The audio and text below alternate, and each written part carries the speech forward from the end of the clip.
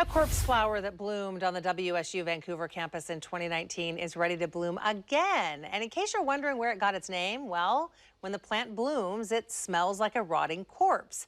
But it attracts a huge crowd because it is such a rare event. Fox 12's Marilyn Deutsch talked to the professor who first planted the seed 20 years ago. Right now, the corpse flower is under lock and key, and you can't get in to see it. It is hidden away in a campus building until it's ready for showtime. Until then, biologist Dawn Freeman tends to it. She knew something was up about a month ago when all of a sudden the corpse flower started growing like a weed, so to speak, growing several inches a day. 4'8". This is my baby, number 2. It was WSU professor Steve Sylvester who first planted the flower seed about 20 years ago.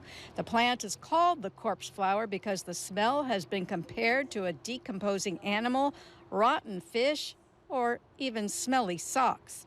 The plant is from Sumatra, and it is now an extremely rare plant. Perhaps just 1,000 of them exist in the entire world. They're in decline and threatened in their native environment.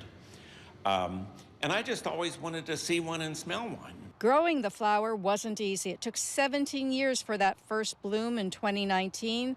And along the way, the plant appeared to die and revive itself repeatedly. But for the professor, the wait was worth it. This plant fascinates him. Until they reach some stage and they decide it's time to do this. And what you see here has grown in less than 30 days. Less than 30 days. That is utterly amazing. It takes a lot of energy for the corpse flower to grow and bloom.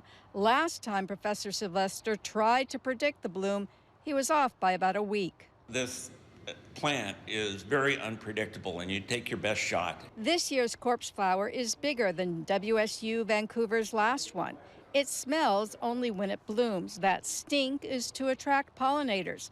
One other interesting fact about a corpse flower, it heats up to about 90 degrees, and that heat helps spread that corpse-like smell, and sometime in the next couple of weeks, we'll all be able to enjoy it. Once the corpse flower blooms, you will be able to see it.